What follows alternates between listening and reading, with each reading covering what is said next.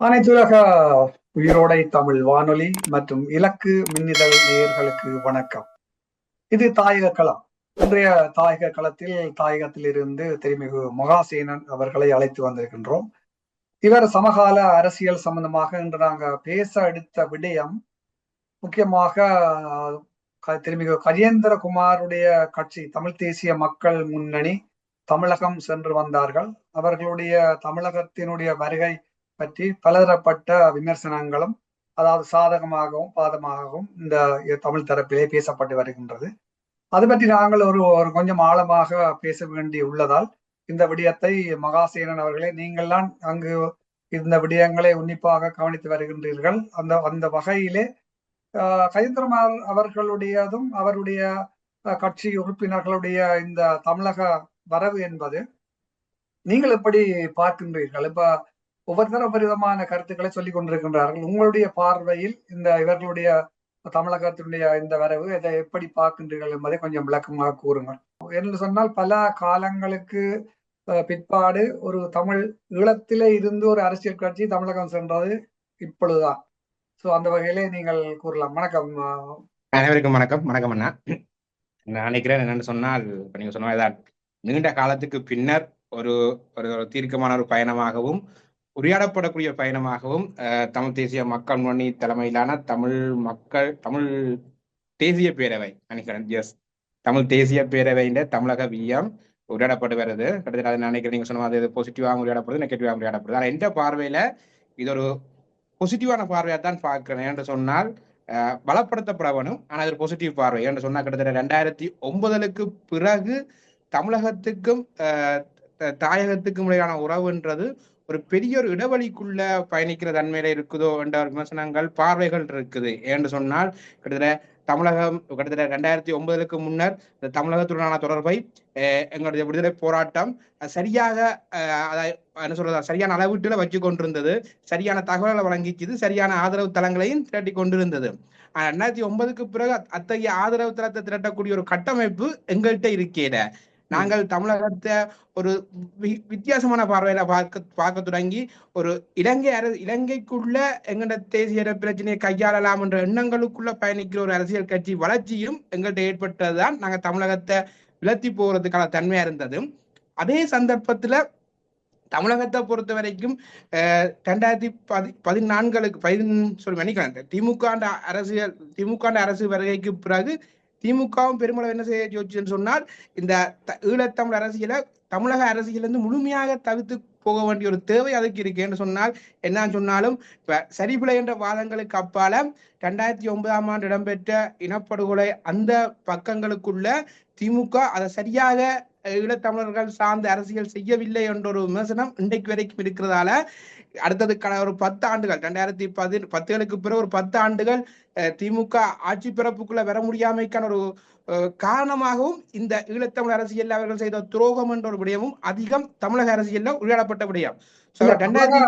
மன்னிக்கணும், தமிழக அரசியலில் மட்டுமல்ல ஈழத்தமிழர்கள் புலம்பெயர் தமிழர் மக்களிடையே கூட இந்த 2009 இனப்படுகொலையில் திமுகவும் பங்கு கொண்டது என்ற ஒரு கருத்து பரவலாக உள்ளது.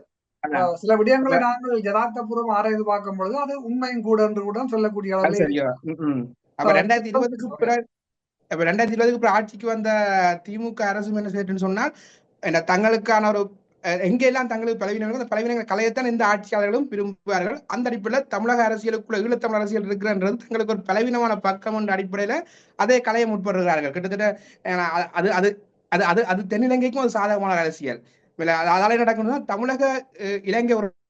தமிழகம் இலங்கை உறவு என்பது கிட்டத்தட்ட ஈழத்தமிழர்களுக்குள்ளதான் நகர்த்தப்படுற ஒன்றா இருந்தது. ஆனா இன்றைக்கு தமிழகம் இலங்கை உறவு என்பது மலையக தமிழருக்குள்ள நகர்த்தப்படுற ஒரு பக்குவம் வந்துட்டுது. அதைத்தான் தென்னிலங்கையும் விரும்புது. அதன் வெளிப்பாடை நாங்கள் அதிகம் பார்க்கலாம். நான் என்னடா அயலக தமிழர் நிகழ்வுல கூடுதலாக இன்றைக்கு சிறப்பு நாளாக தமிழக அரசு வந்த பிறகு இந்த அயலக தமிழர்களை மையப்படுத்தி ஒரு அயலக தமிழர் தின விழான்னு சொல்லி ஜனவரி 10 கொண்டாடப்படுறது.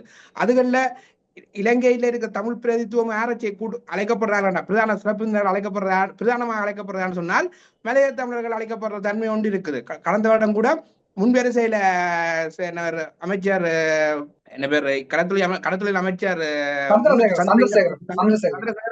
சந்திரசேகரன் முன்னுக்கு இருக்கிறார். அதே நேரத்துல தமிழ் ஈழத்தமிழ் அரசியலை பிரதிநிதித்துவப்படுத்தின சிறிதரன் அவர்கள் பின்னுக்கு இருக்கிற எல்லாமே ஒன்று இருந்தது. சோ அந்த அத்தகைய ஒரு சூழலா இன்றைக்கு இருக்கு. மலையகத்துக்குள்ளால ஒரு தமிழக இலங்கை உறவை கட்டமைக்க திமுக அரசு விரும்புது. சோ இந்த சூழல்ல நாங்கள் தமிழகத்தை விட்டுடலாமா என்றது ஒரு பெரிய ஒரு எங்களுக்கான இழப்பத்தான் பார்க்கணும். என்ன சொன்னால் எங்கண்ட போராட்டம் என்பது கிட்டத்தட்ட நாங்க அடி வாங்குறது ஒரு வகையில நாங்க தமிழகத்தின் பிம்பத்துக்குள்ள இருந்து அடி வாங்குறோம். இப்ப நினைக்கிறேன் மூணா திருநாகரசரும் அடிக்கடி சொல்ற ஒரு விஷயம் உண்டு. நாங்கள் செய்யற எங்களுக்கு ஏற்படுற துன்பங்கள் கிட்டத்தட்ட எங்களை தமிழகத்துக்குள்ளால பார்வையால இந்தியாண்ட பார்வைக்குள்ளால இலங்கை அரசாங்கம் தென்னிலங்கை பார்த்துத்தான் எங்களை அடிக்குது. ஏன்னா நாங்கள் ஒரு அதாவது சிம்பிளா சொல்லுவாங்க, அதாவது இலங்கையில இருக்கிற பெரும்பான்மையின் சிறுபான்மை எண்ணம் தான் எங்களை தாக்குறதுக்கான ஒரு சூழல். அப்ப அவன் தன்னை சிறுபான்மையா பாக்குறான் என்றால் என்ன பெரும்பான்மையா பாக்குறான் ஈழத்தமிழர்களை எப்படி பெரும்பான்மையா பாக்குறான்னு சொன்னால் இங்க 8 கோடி தமிழோட சேர்த்துதான் எங்களை பாக்குறான். அப்ப எங்களுக்கு கரம் நீட்ட வேண்டிய பொறுப்பு தமிழகத்துக்கு இருக்குது. அடுத்தது நாங்க பண்பாடு மொழி பண்பாட்டால் ஒரு பெரிய ஒரு இணைஞ்ச பங்கை வச்சுக்கிற சமூகம் ஒன்று. நாங்கள் எங்களுக்காக நாங்க அரசியலை விடலாம். அரசியல் கட்சியில பொறுத்த அரசியல் நலன் உள்ளவர்கள், தேர்தல் அரசியல் நலன் உள்ளவர்கள். அது நாங்கள் தமிழகத்துல மட்டும் கூட சொல்லி கொண்டிருக்கல. நான் நினைக்கிறேன் நீங்க ஆரம்பத்துல சொன்ன விஷயம், அதாவது இனப்படுகொலைக்குள்ள திமுக கரம் இருக்குது, அது யதார்த்தமான விஷயம் என்று சொல்லி அந்த கரத்தை நான் அன்றைய காலத்துல இந்த தமிழ் தேசிய கூட்டமைப்பை நான் ஏற்றுக்கொள்ளலாம் தானே வேணும். ஏன்னு சொன்னால் திமுக ஆட்சியில இருந்தது, தமிழகத்தின் ஆட்சியில இருந்தது, திமுக எங்களை பாதுகாக்கிறேன்னு சொன்னால் அன்றைக்கு எங்கண்ட ஈழத்தமிழ் அரசியலுக்குள்ள பெரிய பிரதித்துவத்தை கொண்டு இந்த தமிழ் தேசிய கூட்டமைப்பு என்ன சேர்ந்தது. இன்றைக்கு வரைக்கும் நான் சொல்லுவேன், கேந்திரகுமார் உட்பட இன்றைக்கு இருக்கிற அத்தனை தமிழ் பிறப்புக்குள்ள இருக்கிற பிரதான தரப்புமே அன்றைய இனப்படுகொலை அவர்களும் ஒரு குறை உள்ளவர்கள் தான். ஏன்னால் நான் போட் போட்டு தெரிவு செய்தாக்கள், கருணாநிதிக்கு நான் போட் போட்டு தெரிவு செய்யல. ஆனால் சம்பந்தனுக்கோ இந்தியால கேந்திரகுமாருக்கோ அந்த அப்ப இருந்த 20 பேருக்குமே எங்கட ஈழத்தமிழ் அரசியல் ஈழத்தமிழ் மக்கள் தான் போட்டு தெரிவு செய்தது. சோ அது ஒரு யதார்த்தமான அரசியல். அதுல எல்லா கட்சிகளுக்குமே அரசியல் நலன் இருக்கும், அந்த நலனுக்குள்ள செயற்பட்டார்கள். ஆனால் தமிழக மக்கள் என்றது எங்களுக்கு பெரிய ஒரு என்ன சொல்ற எங்களுக்கு ஒரு பெரிய ஒரு பலம். 2 கோடி மக்கள் எங்களுக்கு ஒரு பெரிய பலம். இன்னைக்கு நான் நினைக்கிறேன், இன்னைக்கு நாங்க டித்வா புயலுக்குள்ள இலங்கை நெருக்கடியில் இருக்கும் போது இந்த 5ஆம் கட்டமாக தமிழகம் எங்களுக்கு இலங்கைக்கு பொருட்கள் அனுப்புது.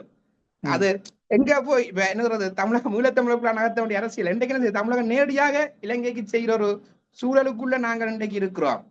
அந்த அளவுக்கு தமிழகம் இலங்கை உறவுன்றது கட்டமைச்சு கொண்டு போய்க்க நாங்கள் ஈழத்தமிழர்கள் விலகி போறோமோ என்ற சூழல் ஒன்று இருக்குது. ஆனா எங்கட பெரிய பலத்தை இழக்கிறோம். இது வந்து பெரிய 8 கோடி பலத்தை நாங்க இழக்கிறோம் என்றதுதான் யதார்த்தமான விஷயம்.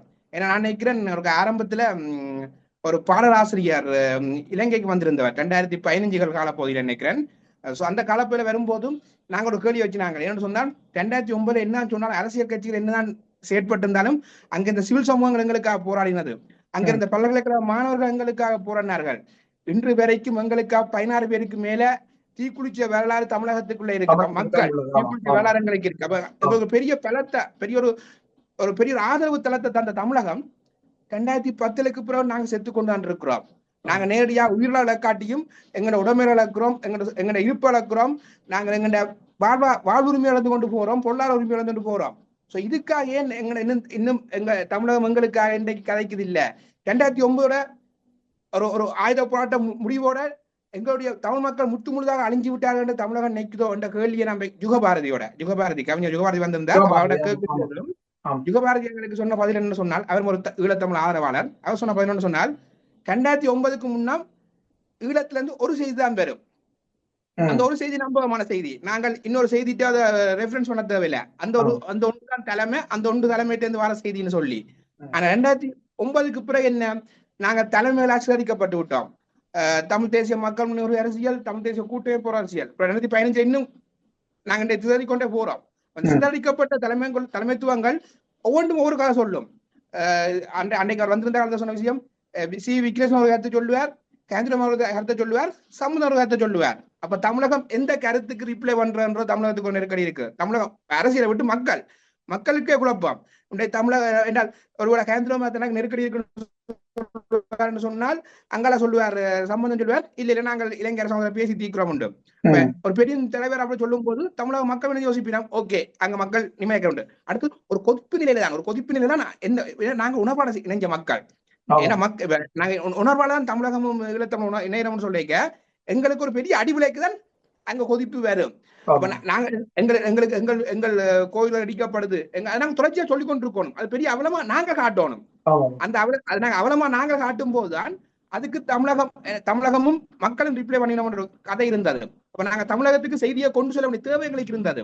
ஆனா அந்த செய்தி அந்த கொண்டு வர களத்தை இதுவரைக்கும் அரசியல் கட்சிகள் பின்னடிச்சு கொண்டு வந்தது. இதுவரைக்கும் ஒருவேளை கேந்திரமார் ஒரு இன்டர்வியூல சொல்லியிருந்தார், தாங்கள் போனாங்க தங்களுக்கு சரியான ஒரு இது என்ன ஒரு சந்தர்ப்பம் கிடைக்கல என்று சொல்லி சொன்னார். ஓகே, ஏதோ ஒரு வகையில ஒரு அளவு அதை செய்யல. ஆனா இன்றைக்கு அதை செஞ்சிருக்கணும், அதை முன் வந்து நகர்த்திருக்கணும். முன்முயற்சியாக கிட்டத்தட்ட தமிழக முதலமைச்சர் உட்பட எதிர்கட்சி தலைவர் என்று சொல்லி பரவலான ஒரு சந்திப்பொண்ட ஒழுங்கு செய்திருக்கிறான். இன்னொரு விடயத்தை நான் இல்ல உங்கள்கிட்ட கேட்கலாம் நினைக்கின்றேன். இப்ப கஜேந்திரகுமாரும் அவருடைய கட்சி உறுப்பினர்களும் வந்து திரும்ப ஸ்டாலின் அவர்களை சந்தித்திருக்கின்றார்கள், நல்ல விடயம். ஆனா ஸ்டாலின் வந்து அந்த சந்திப்பு பிற்பாடு ஒரு ஆழமான இறுக்கமான பதில் ஒன்றை கூறியதாகவும் தெரியவில்லை.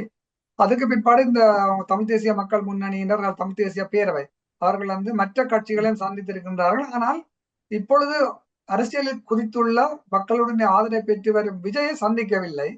அப்ப இதற்கான காரணத்தை ஒரு வேறு வகையில் பார்க்கின்றார்கள் என்று சொன்னால், ஸ்டாலின் அவர்கள் வந்து தன்னுடைய அரசியல் லாபங்களுக்காக ஈழத்தமிழர்களுடைய பிம்பத்தை தமிழகத்திலே காட்டுவதற்காகத்தான் அங்கே கொண்டு வந்தார். அன்றுபடியத்தான் இவர்கள் விஜயை சந்திப்பதை வந்து தவிர்த்துக் கொண்டார்கள் என்றும் கூறப்படுகின்றது. எந்த அளவுக்கு உண்மை என்று நினைக்கின்றீங்க? எந்த அளவுக்கு இது பொருத்தமான விடயமாக நீங்க பார்க்கிறீர்கள்? இதை நான் என்ன சொல்றது, அவர் இந்த அதாவது ஸ்டாலின் பயன்படுத்தி கொண்டாரா என்ற நகர்வுக்குள்ள நான் ஆழமாக போயில. ஆனால் விஜயுடன் சந்திப்பு அவசியமான நான் யோசிக்கிறேன். ஏனென்று சொன்னால், நான் எப்படி நான் ஒரு தமிழகத்தை பார்க்கிறேன்னு சொன்னால், இன்றைக்கு எனக்கு தமிழகம் அரசியல் கட்சிகள் தேவை. ஆனால் எந்த மனசார சொல்லுவேன், எனக்கு தமிழகத்துல அரசியல் கட்சி தேவை, எனக்கு தமிழக மக்கள் எல்லாம் தேவை. சோ தமிழக மக்களுக்கு செய்தி கொண்டு சொல்லணும்னு சொன்னால் ஒரு வசீகர தலைமைக்குள்ளதான் செய்தி கொண்டு செல்ல முடியும். இன்றைக்கு இளைஞர்களிடம் அதிகம் கவரப்பட்டுள்ள ஒரு நடிகராகவும் அரசியல் தலைவராகவும் என்ன விஜய் எழுச்சியன் வர்ற சூழல்ல விஜயிட போய் கதைக்கிறன்றது ஒரு செய்தியாகும் போது அந்த செய்தியை என்ன செய்யும் சொன்னா விஜயின் ஃபேன்ஸ் என்ன செய்யணும், தேட பாப்பினா.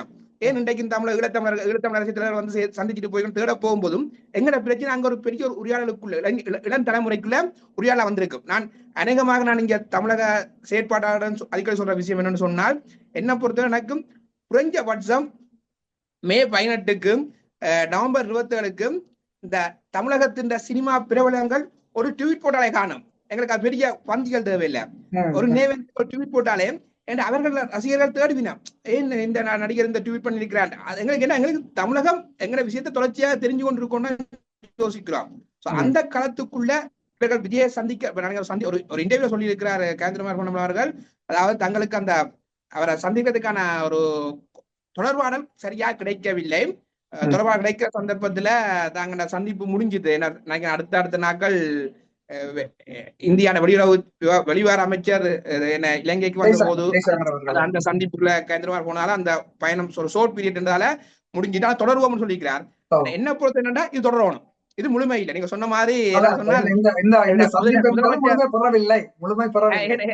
நீங்க சொன்ன விஷயம் தான். இப்ப முதலமைச்சர் என்ன ரிப்ளை பண்ணாருன்ற விஷயம் இன்னும் முதலமைச்சர் ரிப்ளை பண்ணல.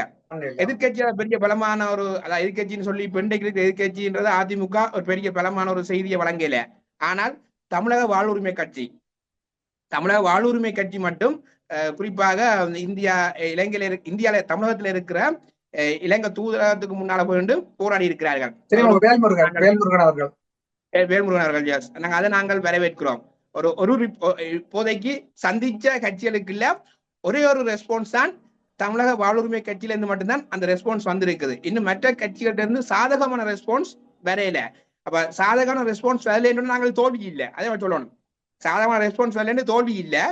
இது முதல் படி என்றதை தமிழ் தேசிய பேரவை புரிஞ்சு கொள்ளணும்.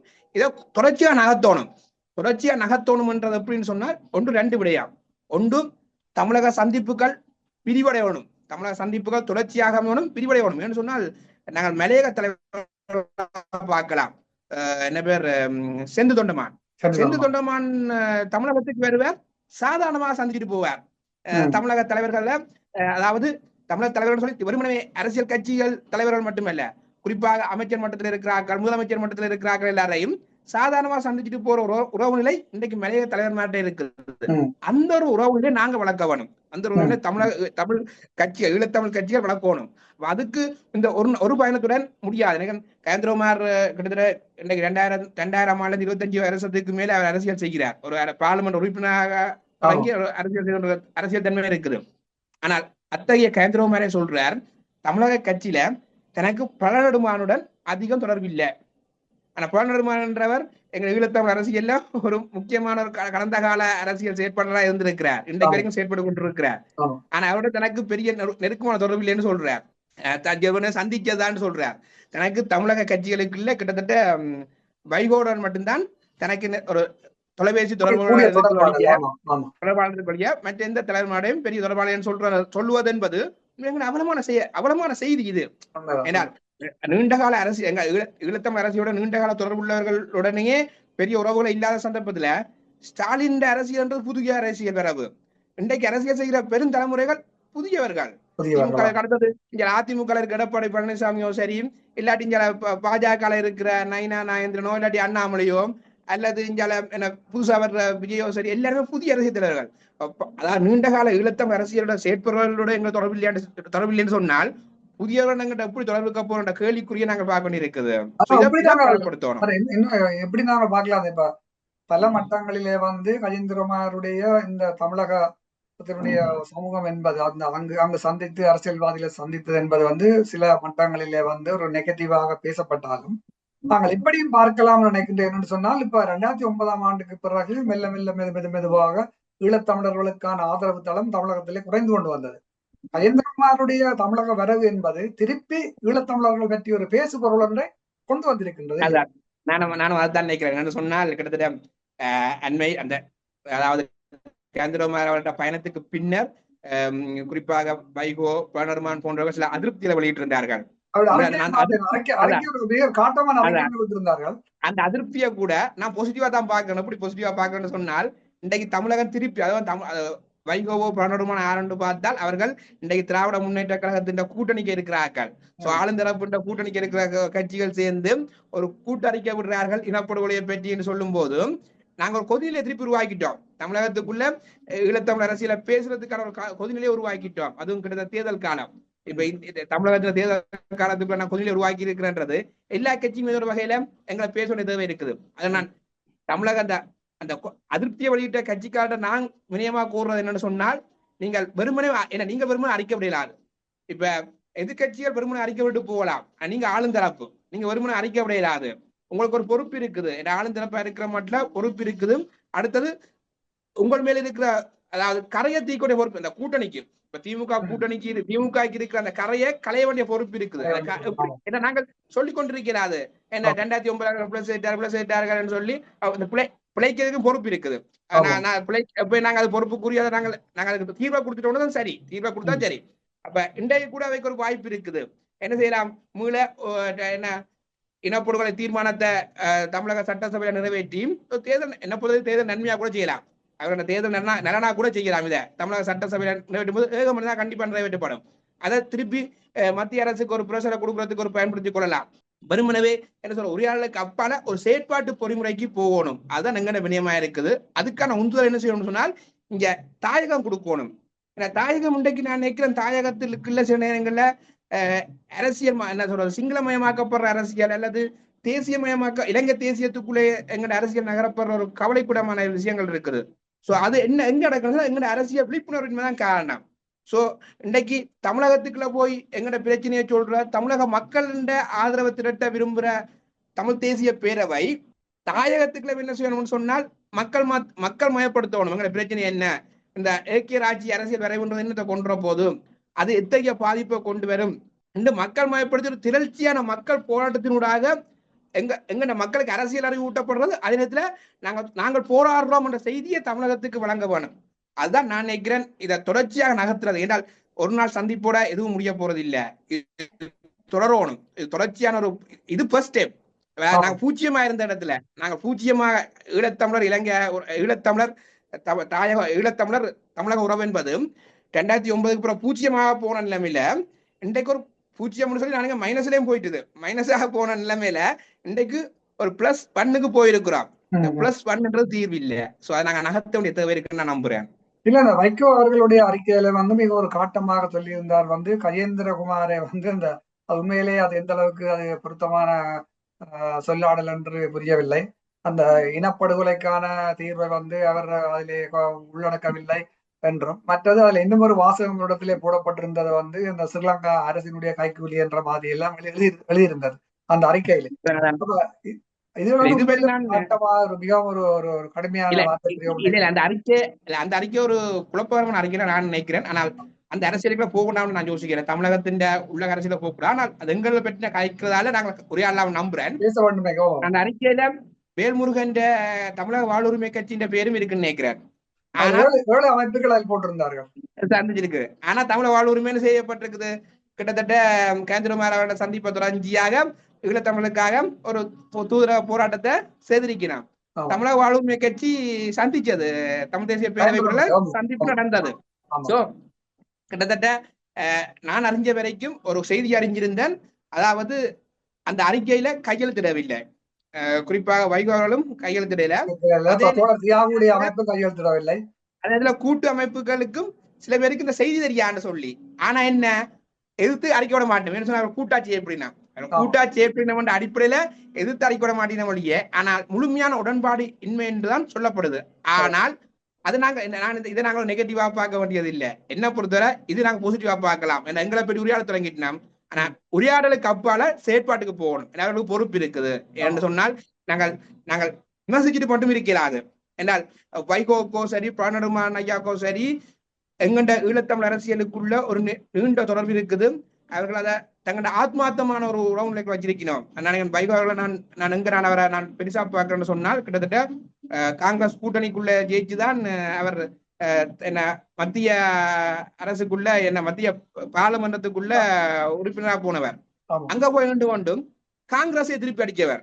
காங்கிரசுக்கு எதிராக குறிப்பாக எங்க ஈழத்தமிழ் அரசியல் பற்றி உரையாடும் போது காங்கிரசுக்கு எதிராக பார்லிமெண்ட்ல வச்சு பேசுறார். ஆனா அந்த கூட்டணிக்குள்ள தான் போனவர். அப்படியான ஒரு எங்கட அரசியல இன்றைக்கு வரைக்கும் உணர்வோட கதைக்கிற ஒரு உணர்வாளராக இருக்கிறார். சோ அவருக்கு என்ன வகையில செய்திகள் போச்சுன்றதுல அடுத்த கேள்விக்குறி இருக்குது. ஆனால் அவர் இந்த அறிக்கையை தாண்டி ஒரு செயற்பாட்டு வடிவத்துக்கு போகணும். குறிப்பாக அறிக்கைக்கு அப்பால முதலமைச்சருடன் சந்திச்சு இந்த தேர்தல் நன்மையை கூறி கூட ஓரளவுக்கு இந்த சட்டமன்றத்தில் தீர்மானத்தை கொண்டு ஏன்னால் இன்றைக்கு நாங்கள் உரையாடுறோம் என்னண்டு ஜெயலலிதா அம்மையால சட்டம் கொண்டு வந்தான்னு சொல்லி, அதாவது இனப்புற தீர்மானம் கொண்டு வந்தான்னு சொல்லி, அது கூட கொண்டு இல்லைன்னு சொல்லி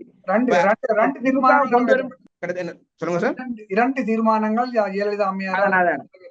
அப்ப திருப்பி திமுக அரசாங்கம் அதை கொண்டு வருமா இருந்து சொன்னால் திமுக ஓரளவுக்கு 2009 திமுக கையில் இருக்கிற ரத்தக்கரை ஓரளவுக்கு கழுவக்கூடிய சூழல் வரும் என்று நான் நம்புறேன். இது நிச்சயமா இவருடைய இந்த சந்திப்பு என்பது நீங்கள் கூறியது போல முழுமை பெறவில்லை. இந்த சந்திப்புகள் தொடர்ச்சியாக வேறு கட்சிகளுடன் ஒரு தொடர்பு கண்டிப்பா இருக்க வேண்டும். தொடர்ச்சியான சந்திப்புகள் இருக்க வேண்டும். தமிழக மக்களை பொறுத்தவரையில் நீங்கள் கூறியது போன்று கட்சிகளுக்கு அப்பாற்பட்டு தமிழக மக்களுடைய ஆதரவு ஈழத்தமிழர்களுக்கு கண்டிப்பாக இருக்க வேண்டும் என்பதிலே மாற்று கருத்தில்லை. அதே போன்று இப்ப இன்னும் ஒரு விடயம் என்னன்னு சொன்னா, அந்த வைகோ அவர்களுடைய அறிக்கைக்கு பிற்பாடு குளத்தூர் மணி அண்ணன் அவர்கள் கூட ஒரு அறிக்கை விட்டிருந்தார். அந்த அறிக்கையிலே விவரமாக சில விஷயங்கள் சொல்லப்பட்டுள்ளது. அதிலே அவர் கூறியதை பார்த்தால் அவர் எடுத்து சொல்லுகின்றார். இந்த அவர்கள் முதலமைச்சருக்கு கொடுத்த இந்த மனுவிலே இனப்படுகொலை சம்பந்தமாக எழுதப்படாவிட்டாலும் இவர்கள் தனித்தமிழத்தை கைவிட்டது என்று கூற முடியாது. இவருடைய வர அவர்கள் நீங்கள் அந்த அறிக்கையை பார்த்தீர்களோ தெரியவில்லை.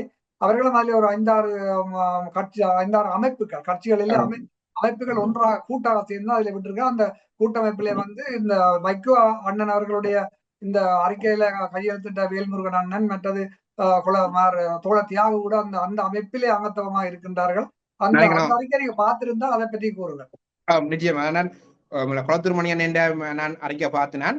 அதுல என்ன தெளிவாக செய்தி சொல்லப்பட்டிருக்குன்னு சொன்னால், என்றால் இன்றைக்கு தமிழ் தேசிய பேரவை இந்த விஜயம் சார்ந்து சில பேர் சொல்லும் போதும் கிட்டத்தட்ட தமிழ் தேசிய பேரவை இன்றைக்கு இந்த அதாவது ஆயிரத்துக்கு வெளியே சரளமா உரையாடப்படுகின்ற தனித்தமிழ தீர்மானம், அவர்களை கைவிட்டார்கள், தமிழ் மக்கள் சுயநிர்ணய பற்றி கைவிட்டார்கள் என்ற விமர்சனம் தான் பொதுவில் வைக்கினான். ஆனால் அந்த அறிக்கை குறிப்பாக நான் அறிக்கையும் சொல்றேன், அதாவது திமுக முதலமைச்சருக்கு வழங்கப்பட்ட அறிக்கையிலையும் தெளிவாக சொல்லப்பட்டிருக்குது. சுயநிர்ணயம் கூடிய அடுத்தது இறையாண்மையை கூட்டாட்சி என்ற விடயங்கள் தெளிவாக பொருத்தப்பட்டிருக்கு. சுயநிர்ணய சொல்லும் பொருத்தப்பட்டிருக்குது, இறையாண்மை மிக்க என்ற சொல்லும் பொருத்தப்பட்டிருக்குது.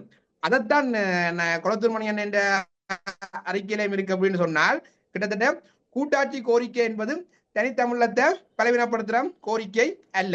இதைத்தான் நேர்காணல் சொல்லியிருக்கிறார். ஏன்னு சொன்னால் கூட்டாட்சி கூடாக நாங்கள் எங்கள் உரிமையில பலப்படுத்தலாம் என்ற செய்தி, அதைத்தான் குளத்தூர் மணி அவர்களுடைய செய்தியில சொல்லப்பட்டிருக்குது. குறிப்பாக இந்த கூட்டாட்சி கோரிக்கை தனித்தமிழ கோரிக்கையோ அல்லது ஈழத்தமிழ சுயநிர்ணய உரிமையை கோரிக்கையோ பலவீனப்படுத்துற விஷயம் அல்ல.